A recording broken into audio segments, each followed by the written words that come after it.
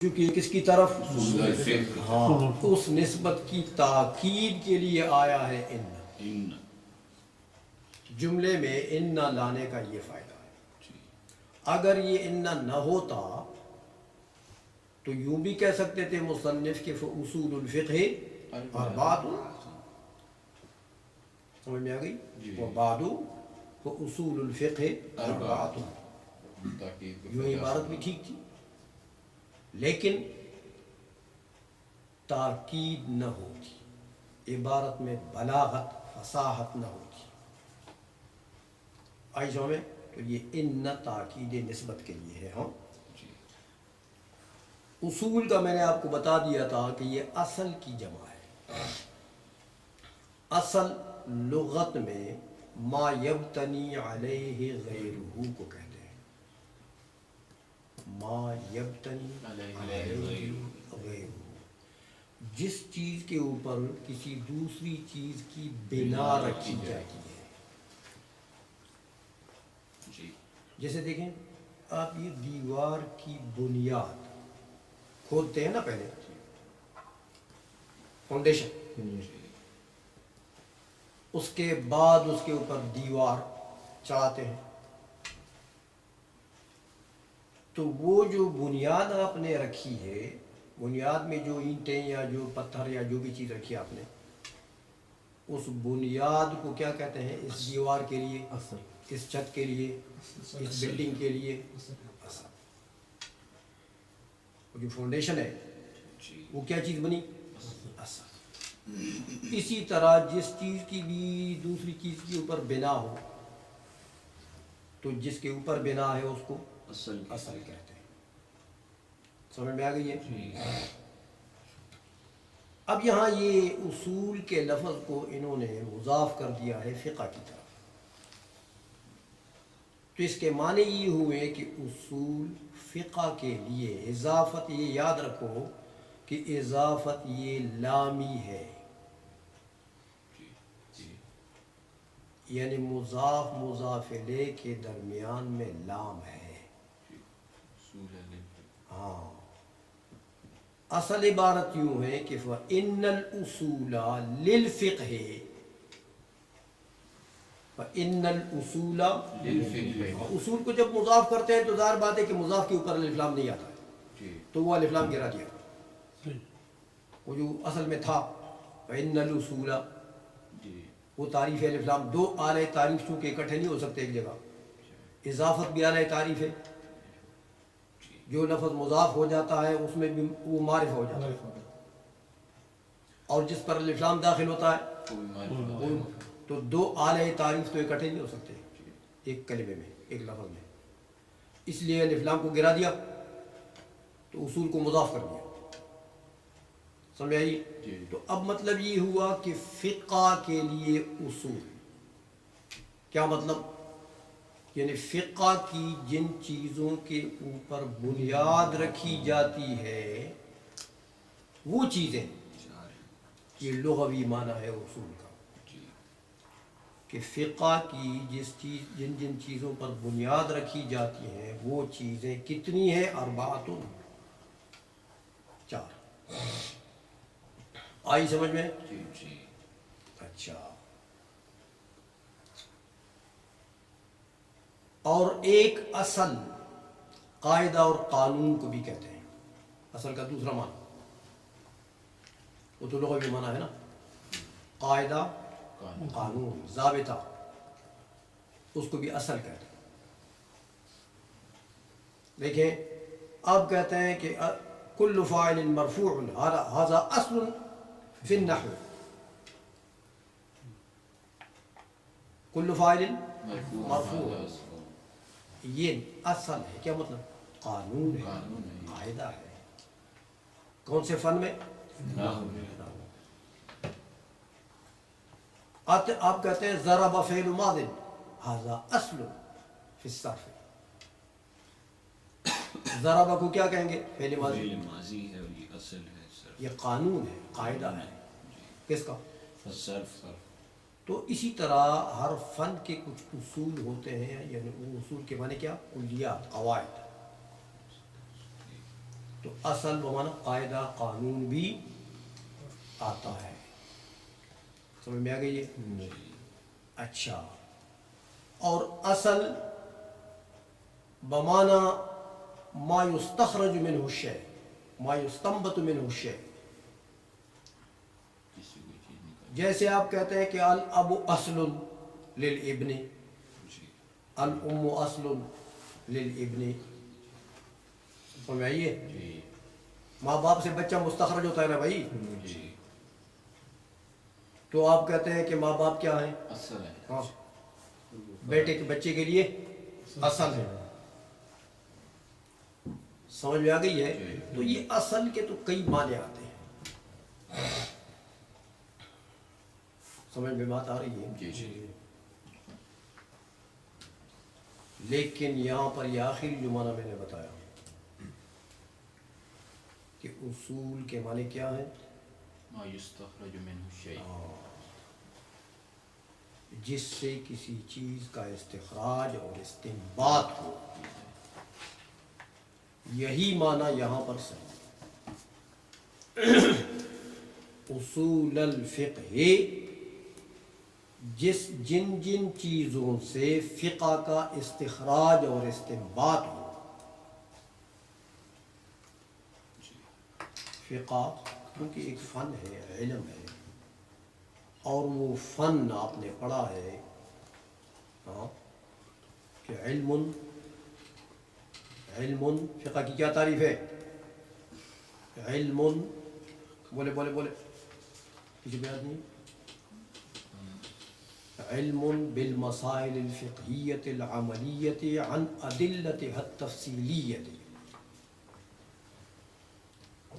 علم فقہ کیا چیز ہے؟ علم ہے. کس کا علم ہے؟ مسائل کا، مسائل شرعیہ کا. فقہیہ کہیں یا شرعیہ کہیں، مسائل شرعیہ کا جو مستنبط اور مستخرج ہیں. کس سے؟ ہاں، دلائل تفصیلیہ سے.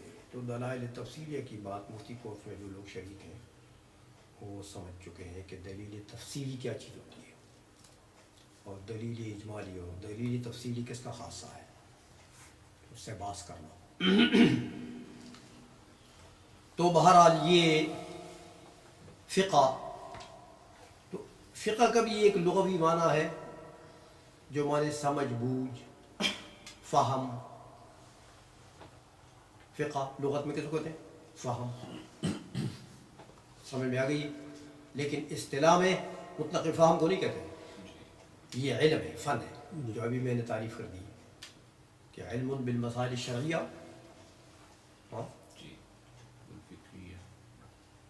علم بالمسائل الشرعیۃ العملیہ عن ادلتها التفصیلیہ. سمجھ میں آ گئی. تو یہاں فقہ سے یہ علم مراد ہے، اور اصول سے کیا مراد ہوا؟ ما یستخرج منہ الشیء، جس سے کوئی دوسری چیز نکلتی ہے. اصول سے مراد ما یبنی علیہ غیر وہ بھی ہو سکتا ہے، لیکن کیونکہ وہ لغوی معنی ہے تو وہ تو سب کے اندر پائے. آگے فروعی اصطلاحی معنی اصول کے جتنے ہیں نا تو تقریباً وہ سب کے اندر پائے جاتے ہیں. وہ لغوی معنی اتنا عام ہے. تو یہاں پر جو چیز مراد ہے وہ کیا ہے؟ ہاں. تو اصول الفقہ، علم فقہ کے لیے اصول. تو علم فقہ کے لیے اصول کا کیا مطلب؟ علم فقہ جن چیزوں سے مستخرج ہوتی ہے. تو یہ پورا علم فقہ جس چیز سے مستخرج ہے اس کو فقہ کے لیے اصول کے. اس لیے انہوں نے بتا دیا آپ کو مضاف کر کے کہ فإن اصول الفقہ. سمجھ میں آ گئی ہے؟ اب آپ سمجھ گئے ہوں گے کہ آگے جو حکم لگا رہے ہیں اس مبتدا کے اوپر اربعۃن کا، وہ حکم صحیح ہو گیا. سمجھ میں آ گئی کہ فقہ جن چیزوں سے مستخرج ہے، جن چیزوں سے مستنبط ہے، وہ چار ہیں. علم فقہ ایک دوسرا معنی ایک اصل کا اور بھی ہو سکتا ہے یہاں پر، وہ دلیل کے معنی میں جو اصل آتا ہے، میں نے آپ کو بتایا تھا کہ اصل کے کئی معنی آتے ہیں. تو اصول کا معنی اگر اصل کا معنی اگر دلیل ہو جائے تو اس کا مطلب یہ ہو کہ ادلۃ الفقہ، فإن اصول الفقہ فإن ادلۃ الفقہ، پھر اس کے جو دلائل تفصیلیہ کے ساتھ بھی ہاں وہی مراد ہوگی. دلائل جو فقہ کے جو مسائل ہیں، مستنبط ہیں، مستخرج ہیں ادلہ سے، وہ دلائل مراد ہیں. تو دلائل الفقہ ہوا، مطلب اصول الفقہ کا مطلب کیا؟ دلائل الفقہ. ہاں، تو دلائل الفقہ کتنے ہیں؟ اربعۃ، چار ہیں. سمجھ میں آ گئی یہ بات ہو؟ یہ اصول الفقہ کے لفظ کو سمجھ گئے ہو؟ چار ہیں. لیکن یہ یاد رکھیں کہ جب ادلہ کا لفظ ہم مراد لیں گے، اصل سے دلیل مراد لیں گے، تو پھر یہاں سے دلیل تفصیلی مراد ہے، اجمالی نہیں. کہ دلیل تفصیلی مجتہد کا کام ہے. دلیل تفصیلی کو پہچاننا، دلیل تفصیلی سے استدلال کرنا، مسئلہ نکالنا، یہ خاصہ ہے مجتہد کا. اس لیے علم فقہ کے مسائل کے لیے دلائل چار ہیں. تو آپ کو ضمن میں پتہ لگ گیا ہوگا کہ ان چاروں سے بحث کرنا پھر خاصہ ہے کس کا؟ مجتہد کا. صرف مجتہد کا.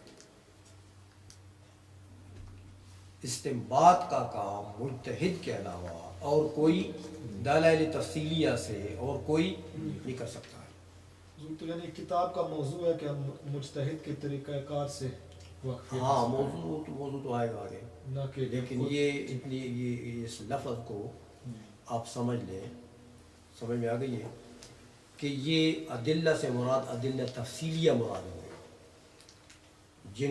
جن سے باس کرنا، استخراج کرنا، یہ صرف مجتہد کا کام ہے. سمجھ میں آ گئی بات ہو؟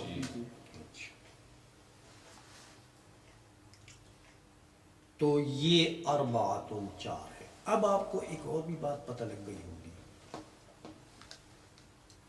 کہ جب چار ادلہ تفصیلیہ سے فقہ کے مسائل کا استنباط، یہ خاصہ ہے مجتہد کا، خاصہ ہے مجتہد. تو ادلہ اربعہ کون سی ہے؟ کتاب اللہ ہے، آگے شمار کر رہا، حضور کی سنت ہے، اجماع ہے، قیاس ہے. ان چاروں سے بحث کرنا پھر کام کس کا ہوا؟ مجتہد کا ہوگا. بات سمجھ میں آ گئی؟ جی. لہٰذا یہ ہر ایرا بیرا نتھو خیرا کا کام نہیں ہے. قرآن سے مسائل نکالنا ہر کسی کا کام نہیں. حضور کی سنت سے مسائل نکالنا مجتہد کی. اور کسی کو سمجھ میں آ گئی ہے؟ اچھا، اب یہ اربعۃن کا جو لفظ بولا ہے، مجھے یہ بتائیں ذرا کہ کتاب اللہ کے اوپر اور سنت و رسولی اور اجماع الامت والقیاس کے اوپر یہ رفع چاروں پر کیوں آیا ہے؟ کیونکہ یہ سارے بدل ہیں. بدل ہے حضور سے. کس سے؟ اربعۃ سے. سے. Very good. مبدل من اربعۃ مبدل منہ، اس کو ابھی خبر نہ بنائے ان کے لیے، ٹھیک ہے. مبدل منہ. جی. تو یہ ہر ایک جو ہے یہ معطوف علیہ معطوف علیہ، جی.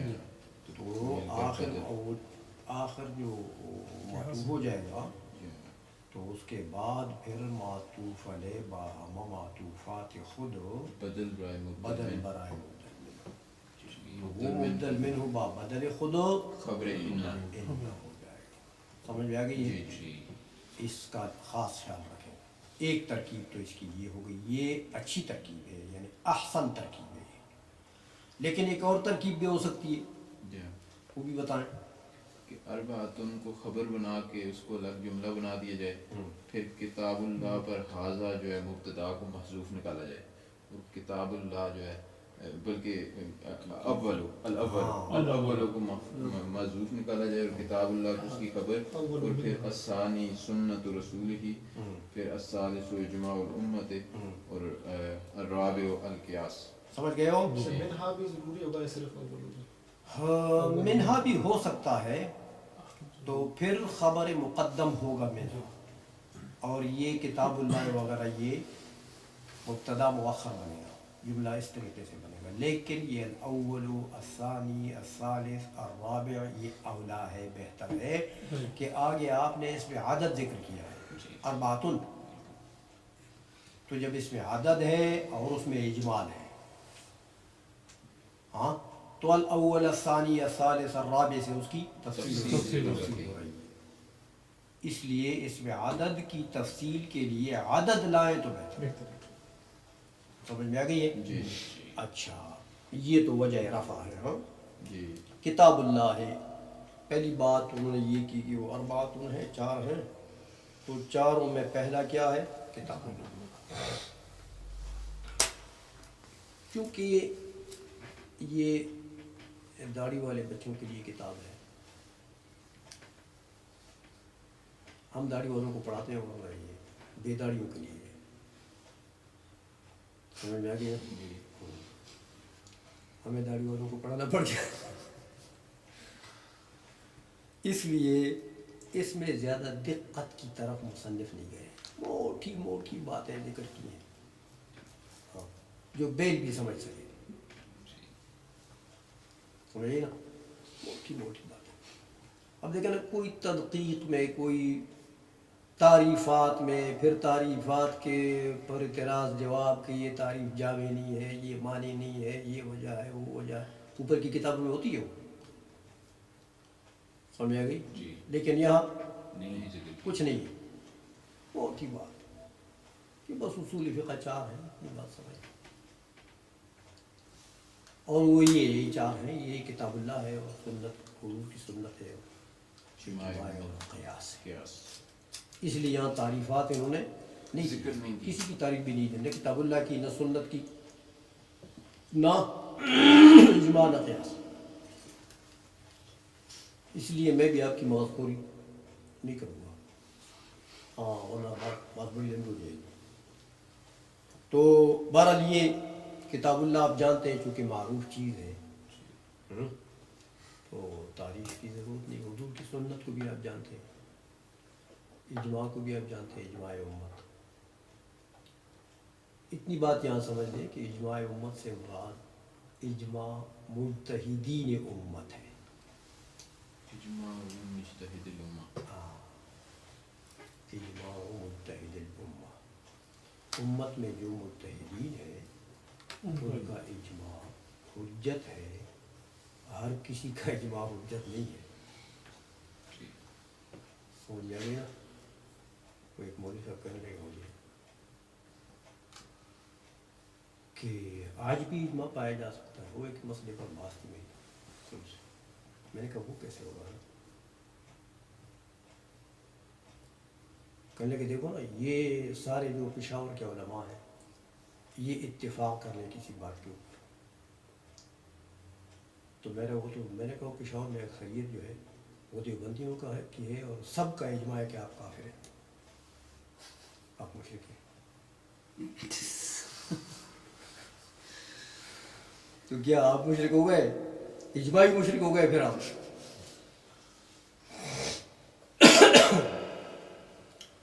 میں نے کہا یہ نخرے نہ کرو، یہ اجماع جو ہے یہ نخرہ نہیں ہے، یہ ختم ہے. ہاں کہ آج کل کے جو بیچارے علم میں بالغ بھی نہیں ہیں اور ان کی اجماع کو آپ حجت قرار دیں. اجماع حجت شرعیہ ہے. آپ نے دیکھ لیا کہ اصول فقہ میں سے یعنی حجت ہے، دلیل ہے بذات خود. ہاں تو ایسا نہیں ہے کہ وہ ہر کسی کا قول ہو، ہر کسی 15-20 بندے یا 10-15 بندے اکٹھے ہو جائیں گے تو بس ان کی اجماع حجت ہو گئی. جی کبھی نہیں. آئی سمجھ میں؟ جی. تو حجت جبھی ہے کہ مجتہدین کا اجماع. سمجھ میں آ گئی؟ ہاں اولی وہلہ میں اولی مرت میں مجتہدین کا اجماع ہونا چاہیے، بعد میں چاہے ساری قوم بھی ان کے پیچھے لگ جائے تو سب کا اجماع ہو جائے، کوئی مخالفت نہ کرے۔ آئی سمجھ میں بات؟ جی جی اچھا والقیاس قیاس بھی آپ جانتے ہیں، بتایا میں نے آنسر صاحب کچھ یاد ہے؟ قیاس کا ترجمہ مفتی کورس میں نے ذکر کیا تھا، آپ تو تھے۔ قیاس اس کو کہتے ہیں کہ مجتہد جو ہے وہ ایک منصوص علیہ نص لے لیتے ہیں جس میں حکم وارد ہو، ایک اور جگہ میں ان کو مسئلہ پیش آ جاتا ہے کہ اس میں نص نہیں ہوتی ہے، علت تلاش کرتے ہاں تو اب وہ جو منصوص علیہ ہے جس میں نص وارد ہے اس نص کے اندر علت تلاش کرتے ہیں اس حکم کے لیے جو منصوص علیہ کے اندر آیا ہے، کہ بھئی اس نص کے اندر تو یہ حکم ہے لیکن اس کی وجہ اس کی علت کیا ہے، تو مجتہد ایسی علت وہاں تلاش کرتا ہے جس کے ساتھ وجوداً و عدماً حکم دائر ہو، حکم دائر تو ایسی علت جب اس کو مل جاتی ہے نا کہ اگر وہ علت موجود تو حکم وہی حکم موجود، وہ علت نہیں تو حکم بھی نہ تو وہی حکم نہیں، ایسی علت اگر مل جاتی ہے تو ایسی علت اگر غیر منصوص علیہ جزیہ میں وہ علت پائی جائے تو مجتہد پھر اس حکم کو بھی منصوص علیہ سے متعدی کر کے وہاں لے جاتے ہیں کہ اس کا بھی یہی حکم ہے، اس کا بھی یہی حکم ہے۔ تو منصوص علیہ جس میں نص وارد ہے اس کو کیا کہتے ہیں؟ اصل، اصول الفقہ، اس کو اصل کہتے ہیں، وہ یا قرآن ہوگا یا حدیث ہوگا یا اجماع ہوگا یا جس میں نص جدھر بھی ہے یا صحابی کا قول ہوگا، غیر منصوص کو فرع، تو غیر منصوص کو اس کی فرع، اور وہ جو علت ہے اس کو علت اور حکم کو حکم، اس کو قیاس کرتے یہ ہے قیاس۔ سمجھ میں آ گئی؟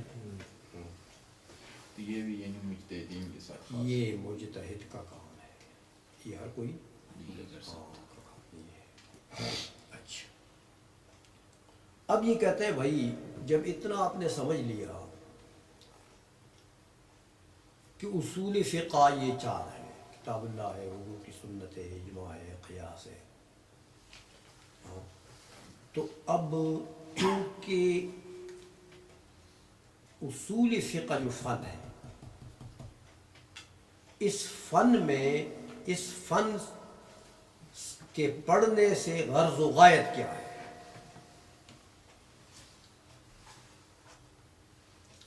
اس فن کے پڑھنے سے آپ کیوں پڑھتے ہیں اس کو؟ کیا ہو جائے گا اگر آپ پڑھیں گے تو؟ کہتے ہیں غرض و غایت جو ہے اس فن کا وہ یہ ہے کہ مجتہد کا طریقہ استخراج ہمیں معلوم ہو جائے کہ یہ کیسے نکالتے ہیں یار یہ مسئلے مجتہد لوگ، مجتہد کا طریقہ استخراج، طریقہ استنباط۔ حضرت امام اعظم رحمۃ اللہ علیہ نے یہ جو اتنی فقہ مدون فرمائی ہے یہ انہوں نے قرآن سے، حدیث سے، اقوال صحابہ سے کیسے نکالی ہے؟ سمجھے؟ جی تو اس فن کے پڑھنے سے کیا ہو جائے گا؟ آپ کو مجتہد کے استخراج کا طریقہ کار معلوم ہو جائے گا، جی اصول معلوم ہو جائیں گے اور طریقہ کار کہ کس اصل سے، کس طریقہ کار سے یہ مسئلہ مجتہد نے نکالا۔ یہ اس فن کا مقصد ہے پڑھنے کا۔